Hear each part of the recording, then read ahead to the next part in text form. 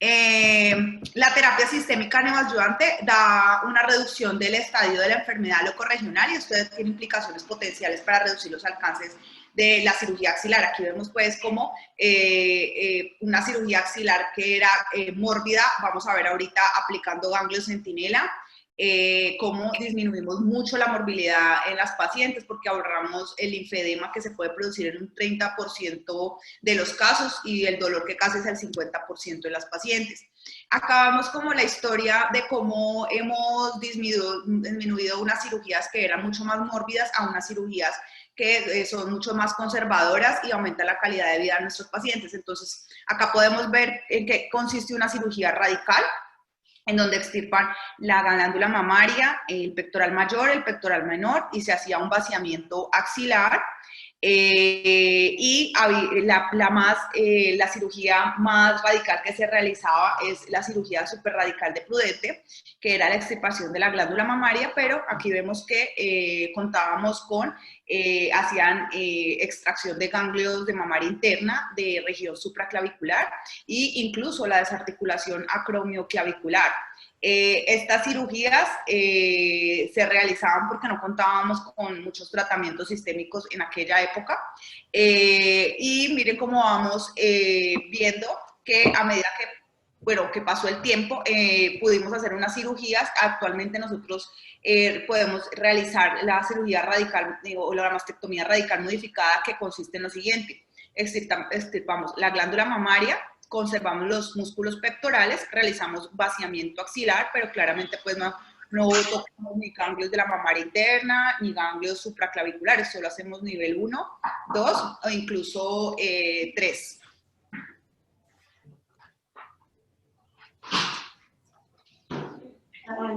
Qué pena. Listo. La cirugía subcutánea es una mastectomía que ya se realiza para tumores mucho más tempranos. Hacemos extirpación de la glándula mamaria, preservamos los músculos pectorales, e incluso en este tipo de cirugías ya se puede dejar hasta los hace vaciamiento axilar. Se realiza o no en la subcutánea, pero claramente casi siempre la subcutánea no se realiza vaciamiento porque estas son indicadas en pacientes con tumores tempranos menores de 5 centímetros, entonces por ahora se harían ganglio centinela en estas pacientes.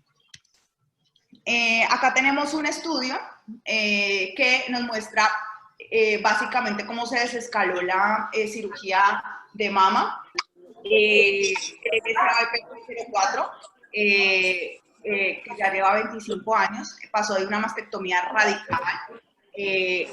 Lo que hizo este estudio fue que comparó las pacientes cuando se les realizaba irradiación o se les realizaba pues una mastectomía radical, en donde incluso se quitaban pectorales y todo, pero en este se vio que las pacientes con radioterapia tenían igual supervivencia, igual recurrencia a distancia locorregional. Entonces, en estas pacientes nos mostraron que la supervivencia era la misma.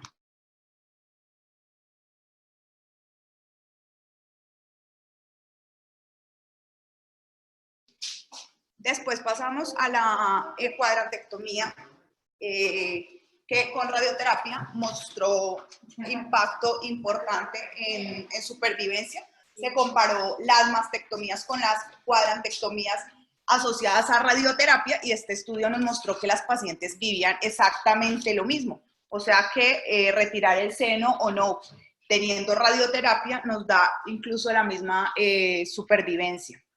Es importante que cuando se está realizando una cuadrantectomía, se hable de los márgenes. Ahorita vamos a ver exactamente, hubo una discusión inicialmente con los márgenes cuando se realiza cuadrantectomía para dejar márgenes libres, pero entonces uno es la tumorectomía, en donde nosotros sacamos la masa.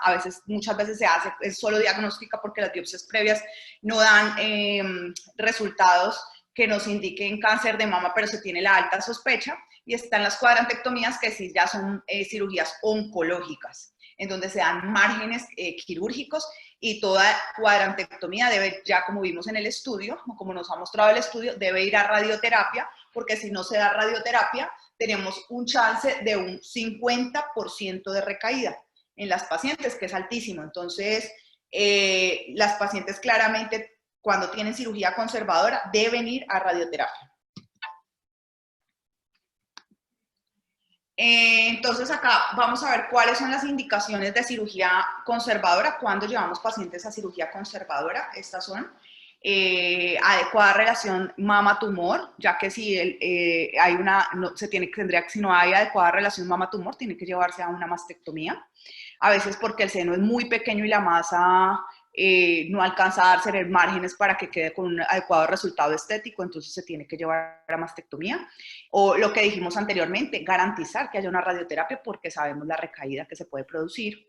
Debe ser realizada por un personal con entrenamiento oncológico. No puede tener embarazo o enfermedades autoinmunes en cuadrantectomía porque estas pacientes van a recibir radioterapia, tienen que recibir radioterapia.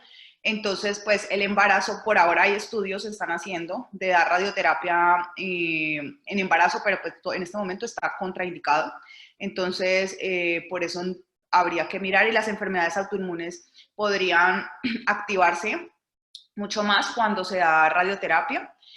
No antecedentes de irradiación previa en la mama o el tórax, no microcalcificaciones sospechosas difusas, porque eso nos va a mostrar que es un tumor multicéntrico. Un tumor multicéntrico es aquel tumor que tiene compromisos de más de un cuadrante, mientras que multifocalidad es que tienen dos lesiones en un mismo cuadrante. Entonces,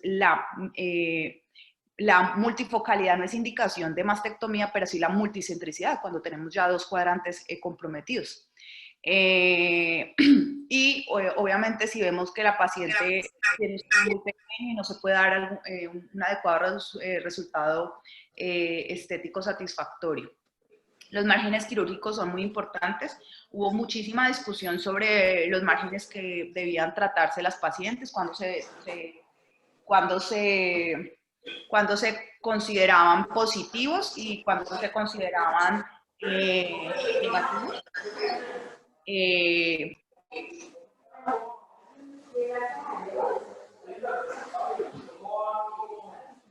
Cuando se consideraban negativos, el margen más de 2 milímetros en in situ se considera claramente negativo. Un margen menor de 2 milímetros es insuficiente, porque estos pacientes no van a recibir radioterapia. Un infiltrante que no toque la tinta china ya es negativo. Antes decían que un milímetro,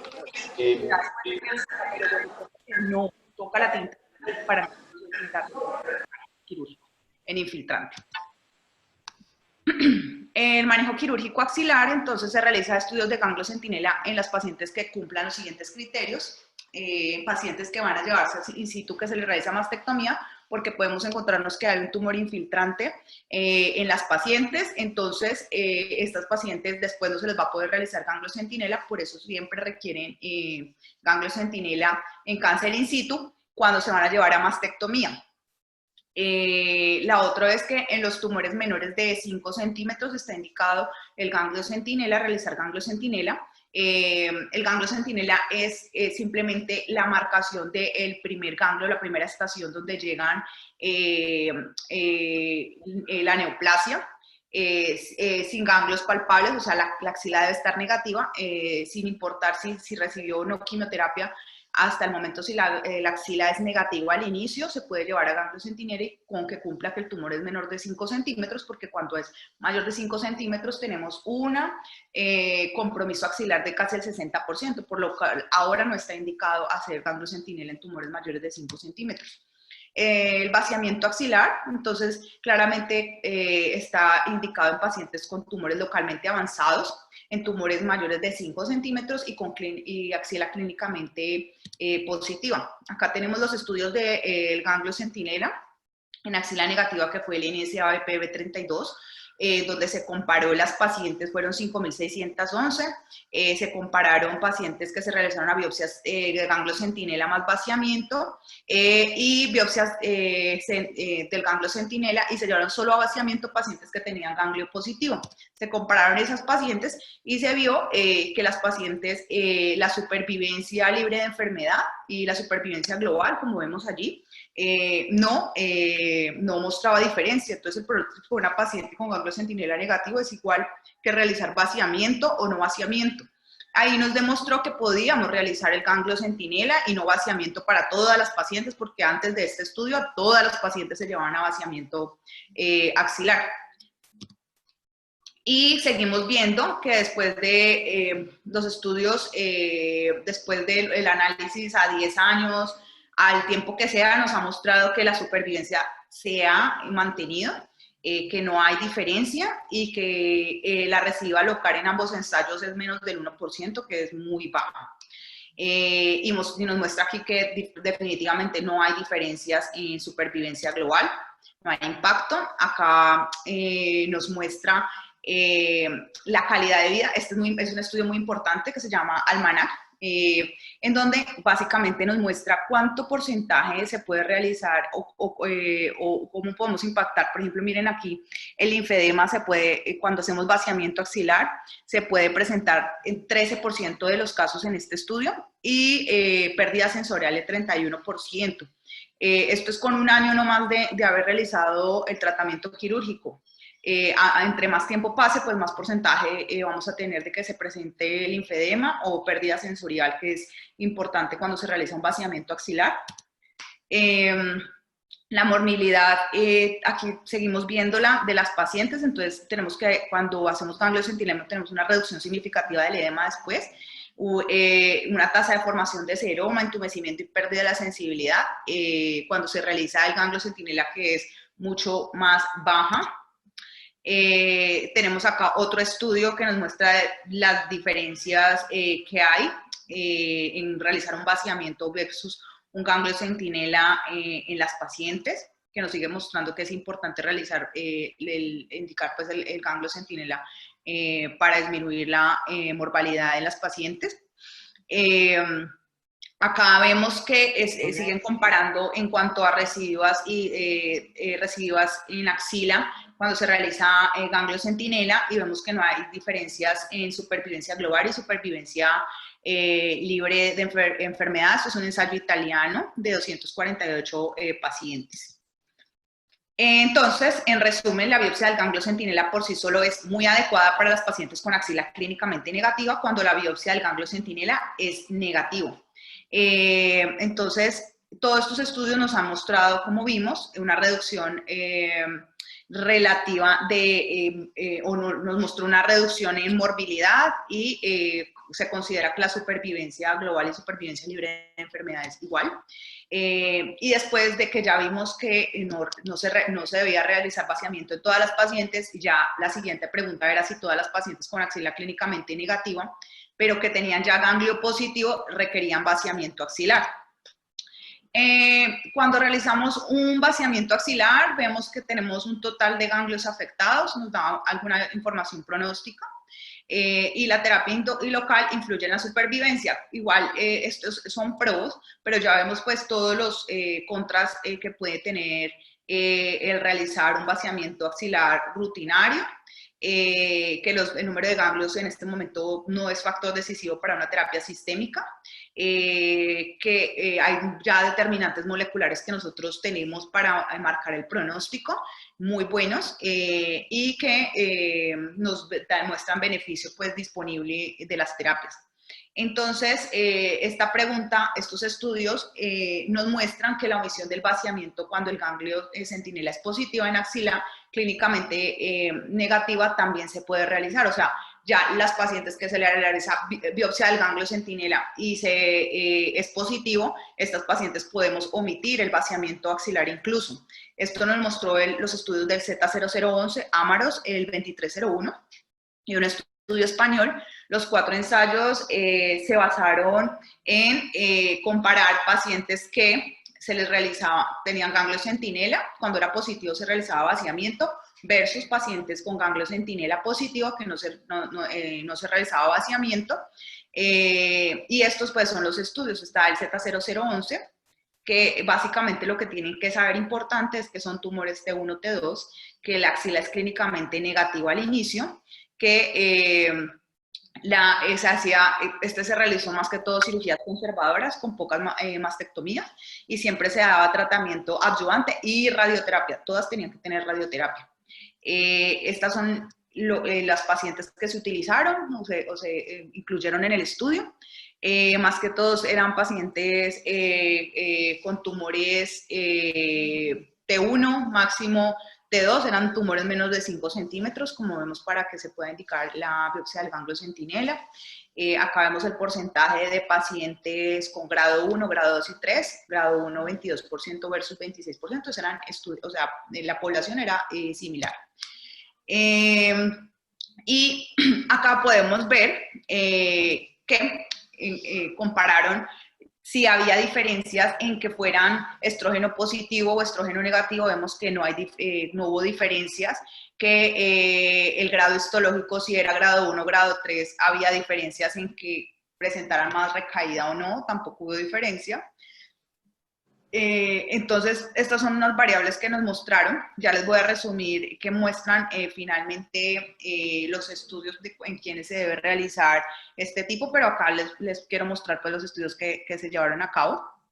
Están estos, el ACOSOC Z0011, que estamos hablando de él, incluyó 891 pacientes y encontraron solo que cuando hacían el vaciamiento tenían adicionalmente ganglios positivos en un 27%,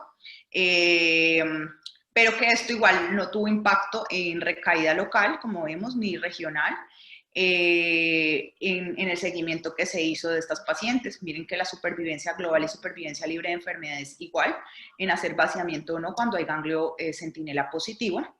Está el estudio Amaros, que acá ya lo importante es que metieron pacientes o incluyeron pacientes mastectomizadas y se les dio radioterapia. Este también mostró igual, no hubo cambios en supervivencia libre de enfermedad y supervivencia en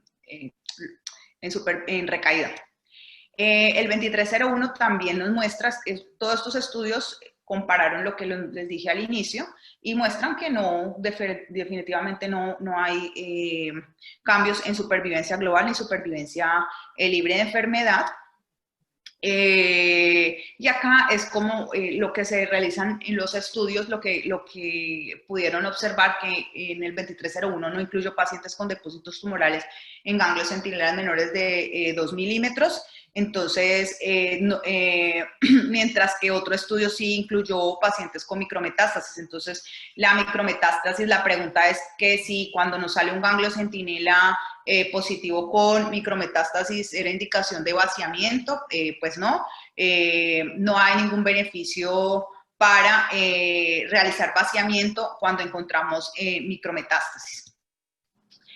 En conclusión, todos estos estudios, que es el Z011, el AMARO 301, en donde nos incluyó este tipo de pacientes que son las que se les indica uso rutinario de ganglio centinela y omisión del vaciamiento axilar cuando el ganglio centinela es positivo en pacientes con T1, T2, esto es lo más importante, 1 o 2 ganglios positivos, la axila tiene que ser clínicamente negativa, no pueden haber recibido quimioterapia neoadyuvante porque no pueden incluirse allí, cirugías conservadoras o mastectomías, esto es el resumen de todos, sin invasión extranodal, que se garantice la radioterapia adyuvante y no importa el estado de receptores como vimos allá al inicio, no importa el grado histológico que tenga, no interesa si sea grado 3, así sea triple negativo o ER2 o lo que sea, no afecta.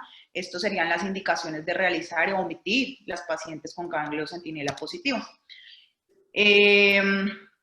Y después, cuando ya se dieron cuenta de que no habían cambios en pacientes incluso con ganglio centinela positivo, quisieron hacerse la siguiente pregunta: a la biopsia del ganglio centinela postneo en axila clínicamente negativa, si se puede realizar estas pacientes. Tenemos estos estudios que el XNAP27, el GANEO y el estudio de Anderson, Vamos a verlos acá. Entonces, el NSABP27 es un estudio que estudiaba el estado nodal después de neoadyuvancia y realizar ganglio centinela y encontrar una tasa de falsos negativos del 11% y una tasa de detección del 85%. El MD Anderson, después de la neoadyuvancia, realizaron ganglio centinela y vieron la tasa de falsos positivos que se podía realizar cuando se realizaba el biopsia del ganglio centinela después de la neoadyuvancia o inicialmente, y vieron que no había ningún cambio. Este es el estudio GANEA, en donde definitivamente lo que les quiero mostrar con estos estudios es que la biopsia del ganglio centinela post-neo en las pacientes que tienen axila clínicamente negativa se puede realizar. Pero no se debe realizar cuando se hace neoadyuvancia y da el ganglio centinela positivo, omitir el vaciamiento axilar. Estas pacientes deben ser llevadas a vaciamiento axilar, porque como vimos en los estudios previos, la inclusión de pacientes era pacientes sin neoadyuvancia, o sea que estas pacientes básicamente son para realizar biopsia del ganglio centinela cuando la axila es clínicamente negativo, pero vamos a saber que no vamos a omitir vaciamiento axilar si el ganglio centinela nos sale positivo, ¿ok? La biopsia del ganglio centinela post-neoadyuvancia en pacientes ya con axila clínicamente positiva. Ya sabemos que las pacientes con axila negativa se llevaban a biopsia del ganglio centinela. Ahora, normalmente las pacientes con axila positiva clínica, que uno les palpa el ganglio, que les palpa el conglomerado axilar, deberían ir a vaciamiento axilar. Pero aquí la pregunta es, ¿será que esos pacientes con axila positiva podríamos omitir también el vaciamiento axilar? Entonces está este estudio que es el 1071, los criterios de inclusión eran mayores de 18 años, biopsia del ganglio centinela previo a la quimioterapia, por lo menos hacían 2 ganglios centinelas y se deberían examinar con hematoxilina eosina. Estas pacientes vemos que tuvieron una tasa de falsos negativos del 12% altísima, pero cuando realizaban 3 ganglios, se resecaban 3 ganglios, la tasa de falsos negativos disminuía a 9.1. Por lo tanto, este estudio muestra que por lo menos tienen que sacarse 3 ganglios centinelas para tener una tasa de detección adecuada y una baja tasa de falsos negativos.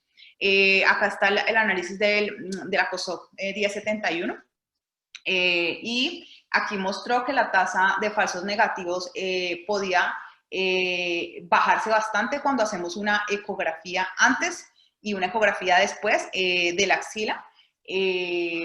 Básicamente este estudio pues lo que está recomendando es que estas pacientes se les analice los ganglios posterior a la quimio neo para también disminuir la tasa de falsos negativos, y tuvimos que es unas respuestas espectaculares del 39% cuando se daba quimioterapia. Acá tenemos básicamente el Centina, que básicamente este estudio, para resumirles, se analizaron estos varios grupos de pacientes.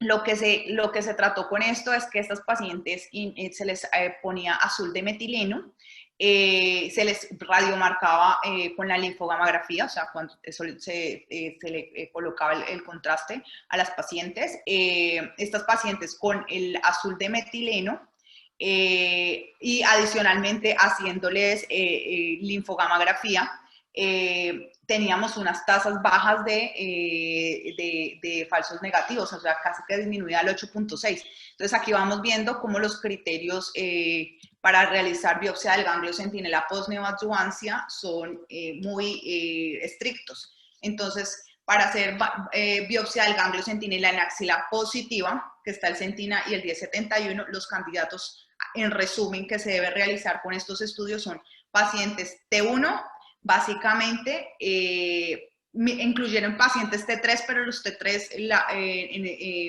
es muy baja la población, pero básicamente se podría realizar en T1, T2, N1 clínico, que vimos que se tiene que utilizar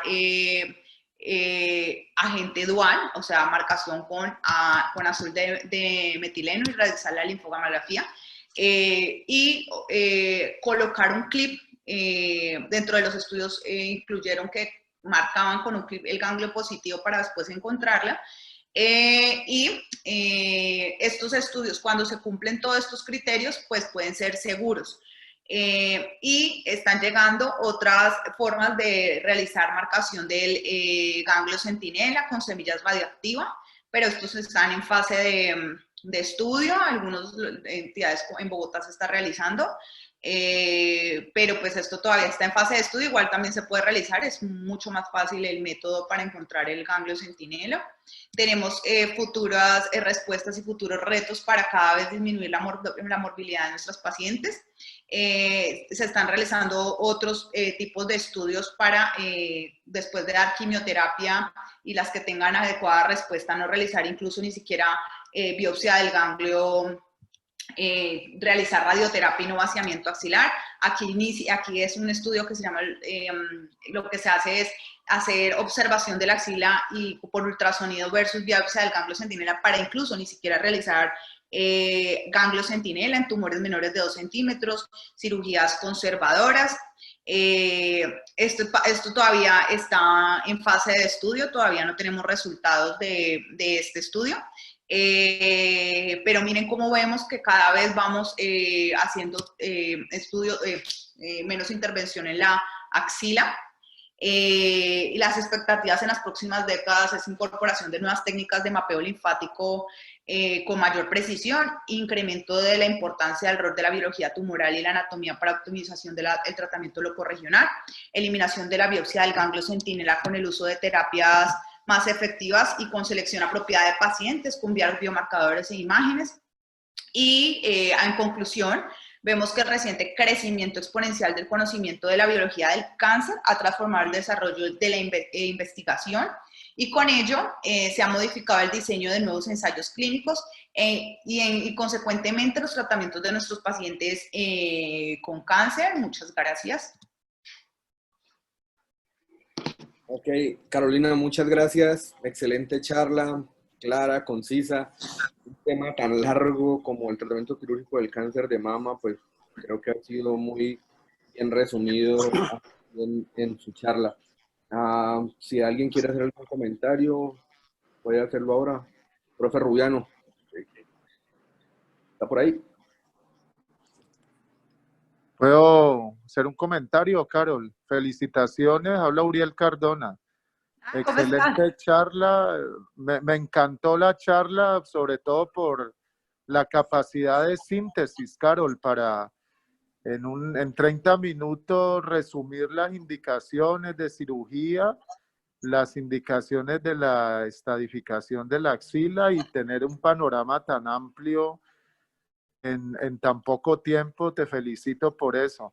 Quería preguntarte, claro que usted adelantó la respuesta con el sound, además de este estudio que yo creo que es tan importante en estos momentos, en el sentido de que se pueda reemplazar la estadificación axilar de la axila con imágenes. ¿Alguna otra propuesta en ese sentido, además del sound, que nos permita en algún momento también llegar a obviar el ganglio centinela y reemplazarlo por una ecografía adecuada? Pues en este momento está en marcha ese estudio, pero más de ese no hay, en este momento solo está ese en marcha, para omitir ni siquiera realizar la biopsia del ganglio centinela. Solo está ese.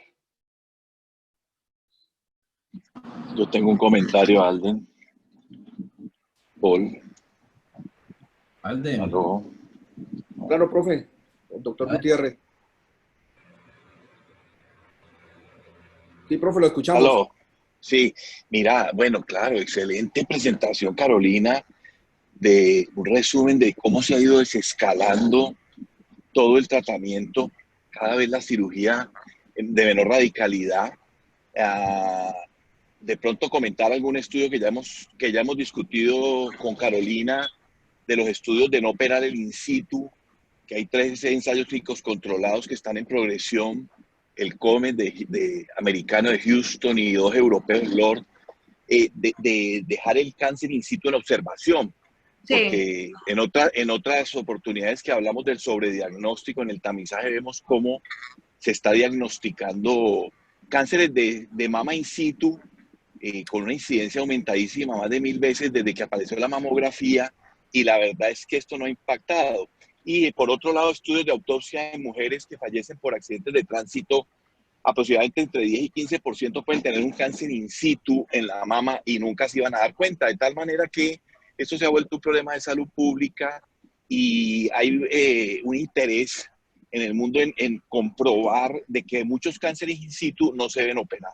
Y entonces ahí va la investigación. Estos estudios acaban de acabar el reclutamiento, y yo creo que en unos 10 años ya van a salir los resultados, y probablemente los cánceres in situ que no sean de masa, que sean menos de 2 centímetros, receptores positivos, todos son los criterios de inclusión de estos estudios, pues no se van a operar. Lo que pasa es que hoy en día esto está pasando también con tiroides, pero hoy en día es difícil decirle a un paciente que tiene un cáncer in situ o un carcinoma que no se va a operar. Entonces, los italianos han propuesto cambiarle mucho los nombres a esto, ¿no? Por ejemplo, neoplasia intraductal, otro tipo de nomenclatura, porque para el paciente sea más fácil de aceptar. Excelente presentación, Carolina, con este resumen y este desescalamiento en todo el tratamiento de cáncer de seno. Muchas gracias. No, muchas gracias, doctor. Alden. Okay. El doctor Rubiano está levantando la mano. Doctor Rubiano. Buenos días. No, yo creo que de verdad me auno a los comentarios de que el resumen conceptual de lo que es el cáncer de mama se hizo muy bien. En la última diapositiva se reunió toda pues como lo que ha pasado en cáncer de seno, que alguna vez yo le oí a Humberto Veronesi decir que el cirujano de mama va a desaparecer. Como ustedes ven, ya cada día se hace menos. Y cuando ustedes ven todos los cánceres, el promedio de los cánceres en Estados Unidos, donde hay mejor detección temprana, ya está llegando a 1 centímetro. Si el promedio de los cánceres en sitios donde uno tiene una mamografía, digamos, de detección temprana, y lo lleva a uno a tener un cáncer en promedio de 1, ¿cuál es la probabilidad de tener axila negativa? ¿Cuál es la probabilidad de que con un mamótomo se saca esa enfermedad, digamos, y lo hacen los radiólogos, o uno también se puede entrenar en eso? Entonces ya con la biopsia mamótomo ya lo han demostrado claramente, ya el vaciamiento axilar no se hace, el ganglio centinela pues lo reemplazó, pero ya hay estudios que demuestran que ya no se va a necesitar. Eso es fundamental recalcar que se ha hecho a través de experimentación científica, ¿no? Es decir, nada de lo que la doctora expuso allí, y lo expuso con sus nombres claros, se ha hecho porque a alguien se le ocurrió. Es que se hizo experimentación en seres humanos, se le hizo randomized clinical trials. Yo creo que eso hay que recalcarlo. La ciencia y la medicina basada en evidencia al servicio, digamos, de cirugías cada día menos agresivas para los pacientes. Hay que recalcar eso. Yo creo que fundamental todas las conclusiones, pero decir que se ha hecho a través de esto. ¿Eso a qué llevó? A que se cambiara la definición del cáncer. Y lo hizo Bernard Fischer y lo hizo Humberto Veronesi a través de experimentación, ya lo han demostrado. Donde se dijo que ¿cuál es la definición de cáncer de seno hoy en día, según Fischer y Veronesi? Es la manifestación local de una enfermedad sistémica. Cuando yo tengo esa definición, yo no puedo, como cirujano, con un bisturí, pues, modificar la enfermedad sistémica. Yo controlo la enfermedad local y cada día la controlo menos. Y eso llevó consecuentemente a otro axioma de la, digamos, mastología moderna, y es que el tratamiento locorregional no modifica la sobrevida ni el pronóstico de estos pacientes. Entonces, esos conceptos que son científicos, que son, digamos, de medicina moderna, clinimétricos, yo creo que es importante recalcarlos, que esto se ha hecho a través de una metodología científica.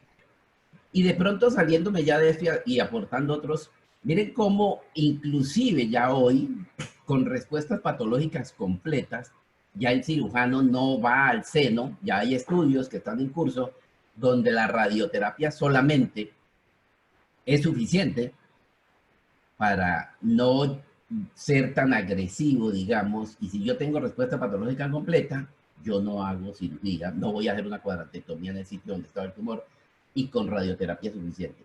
Y otro punto es en mujeres mayores de 70 años, con tumores T1, T2, con receptores hormonales positivos, esas pacientes ni siquiera, ya hay estudios que demuestran que uno no les va a hacer vaciamiento axilar y también les puede ahorrar la cuadrantectomía. ¿A dónde va todo esto? A que casi el cirujano cada día hace menos cirugía, conserva más el seno, no lo toca, no causa morbilidades y es más hipocrático, es decir, no hace daño. Muchas gracias. Muchas gracias, doctor, por su intervención. Sí, aló. ¿Ve bien? ¿Alguien tiene algún otro comentario? Necesito que hables con la... Acá adentro. ¿Aló? ¿Algún otro comentario? Bueno, Carolina, doctor Hijuelos, ¿está por ahí? Sí, estoy aquí. Hola. Para todo lo que acaba de decir el doctor. Quería agradecer la invitación a esta charla. También agradecer a Carolina y felicitarla por la presentación. Y además hacer notar el curso que va teniendo lo que es el cáncer de seno, donde empezamos con cirugías gigantes, radicales, y va perdiendo la importancia de la cirugía. Como decía Jaime, es una manifestación sistémica, el cáncer de seno es la representación sistémica de una enfermedad local. Sí, la importancia que ha ido ganando la hormonoterapia en los últimos tiempos y la quimio en el tratamiento de los pacientes con cáncer de seno.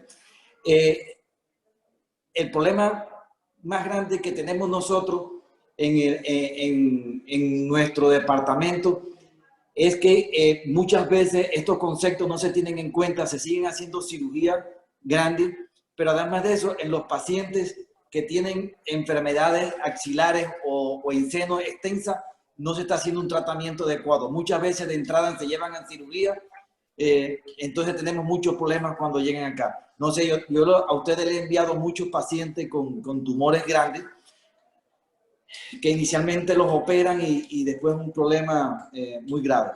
Entonces agradezco sinceramente a Carolina la charla, muy bien, aprendí mucho con esto. Nuevos conceptos me quedaron claros y felicitaciones.